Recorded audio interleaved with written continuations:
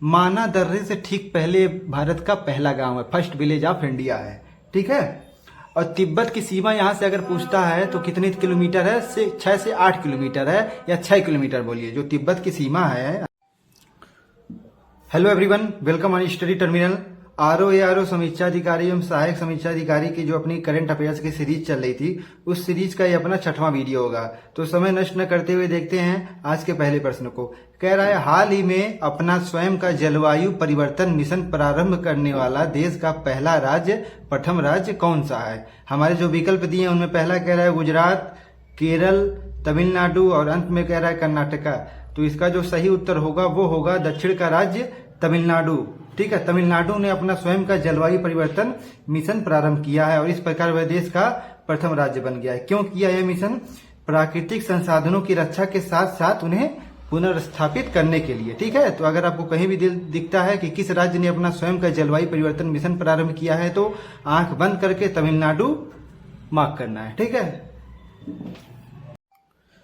आते हैं अपने दूसरे क्वेश्चन पे। कह रहा है, हाल ही में स्वास्थ्य का अधिकार विधेयक पारित करने वाला भारत का प्रथम राज्य कौन सा बना है। कैसा विधेयक है? स्वास्थ्य का अधिकार, राइट टू हेल्थ बिल। हमारे जो विकल्प है उनमें पहला दिया है असम, दूसरा अपना प्यारा उत्तर प्रदेश, तीसरा जो विकल्प है वो पड़ोसी राज्य बिहार, और अंतिम विकल्प राजस्थान बता रहा है। तो इसका जो सही उत्तर होगा वो होगा पश्चिमी राज्य राजस्थान। राजस्थान ने राइट टू हेल्थ विधेयक पारित किया था। ठीक है, तो इस बात को आपको याद रखना है।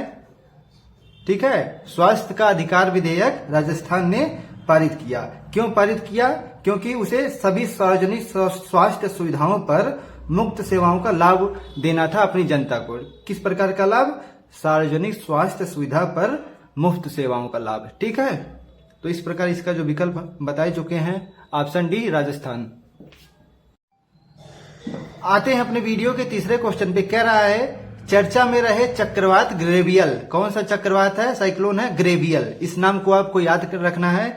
ने किस देश को अपनी चपेट में लिया था? हमारे जो विकल्प है उनमें पहला है फिलीपींस, दूसरा विकल्प जापान बोल रहा है, तीसरा श्रीलंका और अंतिम विकल्प न्यूजीलैंड बता रहा है। तो इस चक्रवात का नाम हम सबने सुना था पिछले दिनों, काफी सुर्खियों में रहा है। इसका जो करेक्ट आंसर होगा वो होगा न्यूजीलैंड। ऑस्ट्रेलिया का जो पड़ोसी देश है न्यूजीलैंड, वहां पे इस चक्रवात ने बहुत ही जान माल की हानि पहुंचाई थी। ठीक है, यहां तक हानि पहुंचाई थी कि इस चक्रवात के कारण न्यूजीलैंड को राष्ट्रीय आपातकाल तक लगाना पड़ा था अपने देश में। ठीक है ना, नेशनल इमरजेंसी तक डिक्लेयर करना पड़ा था। ठीक है, तो इस प्रश्न में आप दो प्रश्न है। अगर ये भी पूछ सकता है कि किस देश ने चक्रवात ग्रेवियल के कारण अपने राष्ट्र को नेशनल इमरजेंसी डिक्लेयर किया था। ठीक है, तो इसका जो उत्तर होगा वो न्यूजीलैंड होगा। ये पूछता है कि चक्रवात ग्रेवियल कहाँ आया था, तो भी न्यूजीलैंड होगा। ठीक है, तो ऑप्शन डी अर्थात चौथा विकल्प New Zealand is the right answer. आते हैं अपने वीडियो के चौथे क्वेश्चन पे। कह रहा है, हाल ही में भारत के 28वें लेखा महानियंत्रक, कैसा? 28वें लेखा महानियंत्रक, एक पद होता है भारत सरकार में, केंद्र सरकार में, के पद पर किसे नियुक्त किया गया है, अर्थात व्यक्ति विशेष से संबंधित है। हमारे जो विकल्प है उनमें पहला है श्रीधरन अयंगर, दूसरा कह रहा है यस दुबे, जो थर्ड ऑप्शन है वो है नितिन आचार्य, और जो अंतिम विकल्प है वो है रेणुका सरस्वती। तो देखिए सीधे सीधे याद करने वाली बात है, यस दुबे जो है इन्हें भारत के 28वें लेखा महानियंत्रक के पद पर अपॉइंट किया गया है। और इस पद पे जो नियुक्त होता है उसका जो मुख्य कार्य होता है कि केंद्र सरकार को लेखा के जो संबंधित मामले होते हैं उनमें वह क्या करे, सलाह दे। प्रमुख सलाहकार होता है लेखा मामलों संबंधी पर। ठीक है, तो यस दुबे क्या बने हैं? लेखा महानियंत्रक बने हैं। किस क्रम के हैं ये? 28वें। इस बात को भी आपको याद रखना है। हमारा जो पांचवा प्रश्न है वो कह रहा है, हाल ही में सांस्कृतिक संबंधों को बढ़ावा देने हेतु भारत ने किस देश के साथ मैत्री सांस्कृतिक साझेदारी की है? ठीक है ना, यह क्या है? इंटरनेशनल एग्रीमेंट है। किन दो देशों के मध्य? एक देश बता रहा है अपना प्यारा भारत, और दूसरा देश हमसे पूछ रहा है। हमारे जो विकल्प है उनमें पहला है संयुक्त राज्य अमेरिका अर्थात यूएसए, दूसरा है कनाडा, तीसरा है ऑस्ट्रेलिया और अंतिम विकल्प वियतनाम बोल रहा है। तो ये भी सीधे सीधे जानने वाली बात है, ज्यादा दिमाग नहीं लगाना है। ठीक है, पढ़ा होगा तो अभी तक आपको मालूम हो गया होगा। ऑस्ट्रेलिया जो होगा इसका करेक्ट आंसर होगा, ऑप्शन थर्ड जो होगा इसका करेक्ट आंसर होगा। ऑस्ट्रेलिया के साथ भारत ने इस समझौते को किया है। कौन सा समझौता? मैत्री सांस्कृतिक साझेदारी। इस समझौते को भी आपको याद रखना है। ठीक है, तो जहां भी आपको ये नाम दिखता है भारत और ऑस्ट्रेलिया, क्लिक होना चाहिए माइंड में।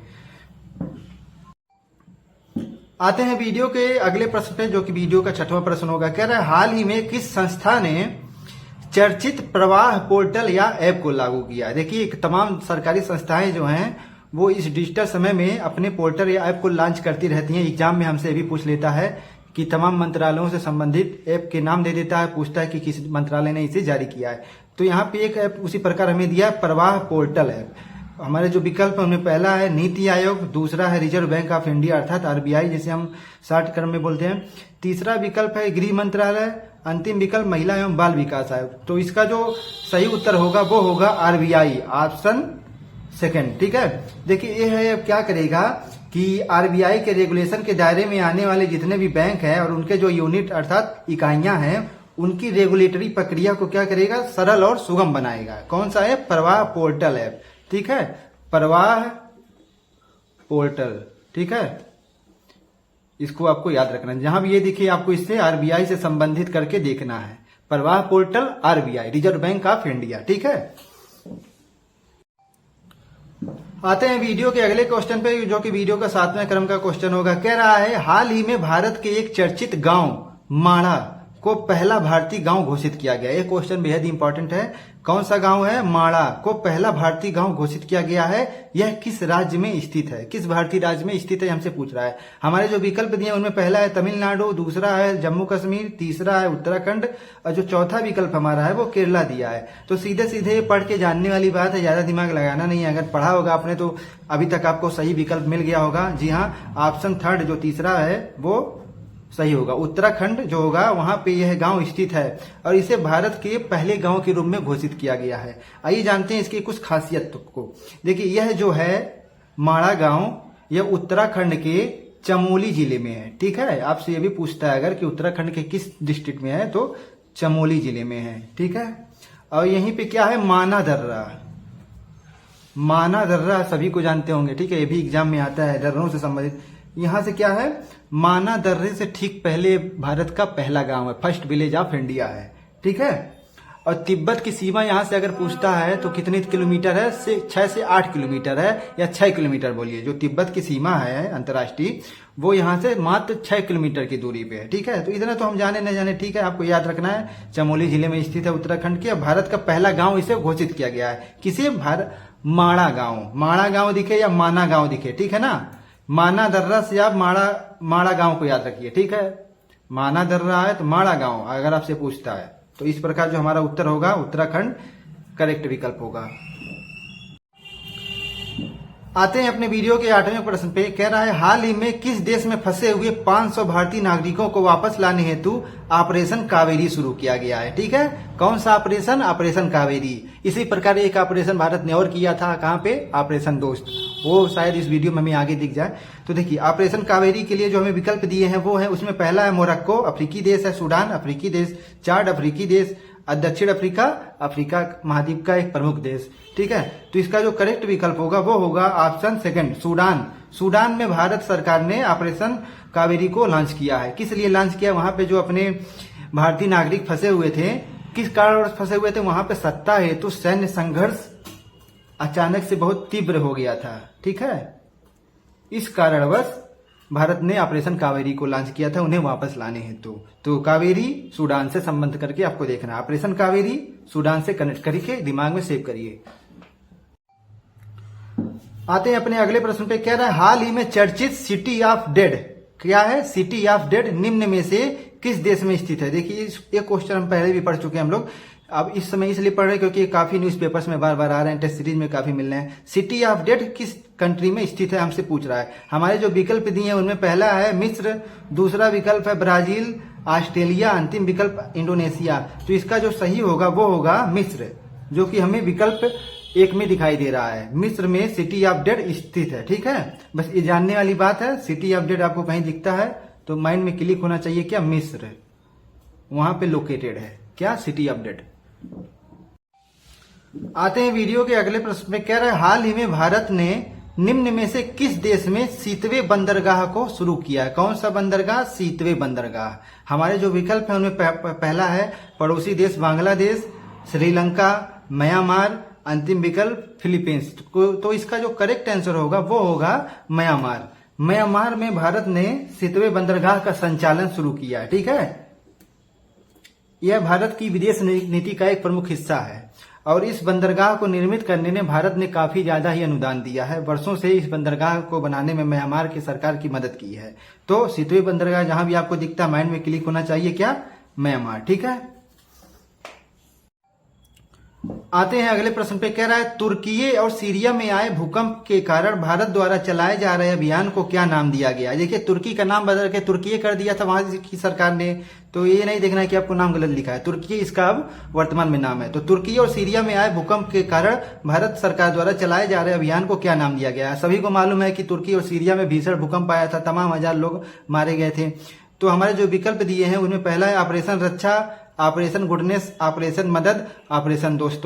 तो इसका जो करेक्ट विकल्प होगा वो होगा ऑपरेशन दोस्त। इंटरनेशनल मीडिया में भारत के इस प्रयास को काफी सराहा गया था। तो ऑपरेशन दोस्त, ठीक है, भारत सरकार ने लॉन्च किया। अगर पूछता किसने लॉन्च किया, भारत सरकार ने लॉन्च किया। कहा किस देश के लिए लॉन्च किया, तो तुर्की और सीरिया के लिए। ठीक है ना, तुर्की और सीरिया के लिए लॉन्च किया गया है।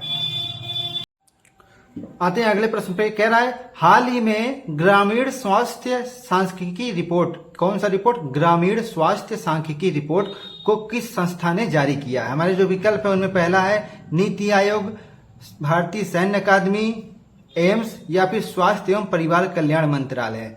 ठीक है, तो इसका जो करेक्ट आंसर होगा, देखिए इस रिपोर्ट के बारे में एक बात बता दूं, ये रिपोर्ट वार्षिक रूप से एनुअली प्रकाशित होता है, वार्षिक रिपोर्ट है।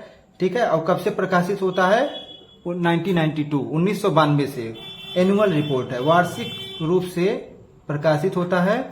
और इसे जारी करने वाला भारत सरकार का एक प्रमुख मंत्रालय है जो कि स्वास्थ्य एवं परिवार कल्याण मंत्रालय है। तो कहीं भी आपको दिखे ग्रामीण स्वास्थ्य सांख्यिकी रिपोर्ट, तो क्या होगा सही, स्वास्थ्य एवं परिवार कल्याण मंत्रालय। ठीक है, ये बातें माइंड में क्लिक होनी चाहिए। तो इसका जो सही विकल्प होगा वो होगा ऑप्शन 4।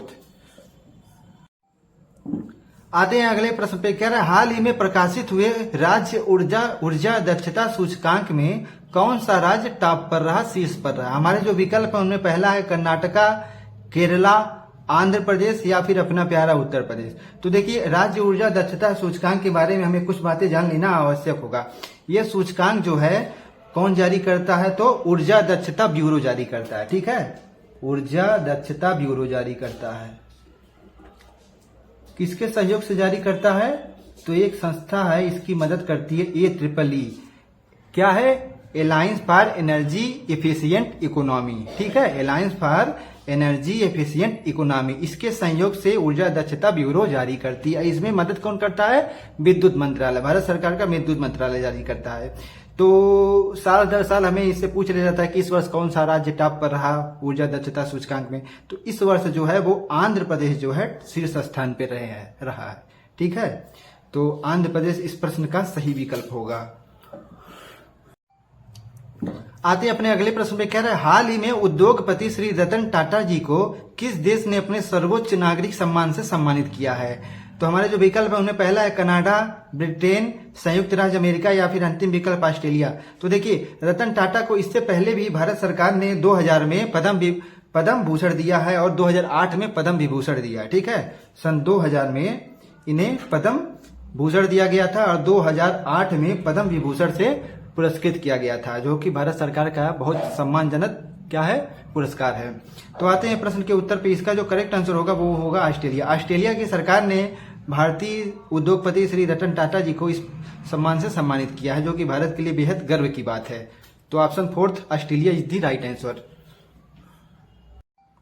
आते हैं वीडियो के लास्ट क्वेश्चन पे। कह हाल ही में किस राज्य सरकार ने शिक्षा हेतु समग्र शिक्षा अभियान को शुरू किया। हमारे जो विकल्प उनमें पहला है बिहार, दूसरा उत्तर प्रदेश, तीसरा पश्चिम बंगाल, अंतिम विकल्प है जो आंध्र प्रदेश। तो इसका जो सही उत्तर होगा वो होगा अपना प्यारा उत्तर प्रदेश, यूपी ने इस अभियान को लॉन्च किया है। कौन सा अभियान, समग्र शिक्षा अभियान। ठीक है, तो ओके, आज की वीडियो में बस इतना ही। Thank you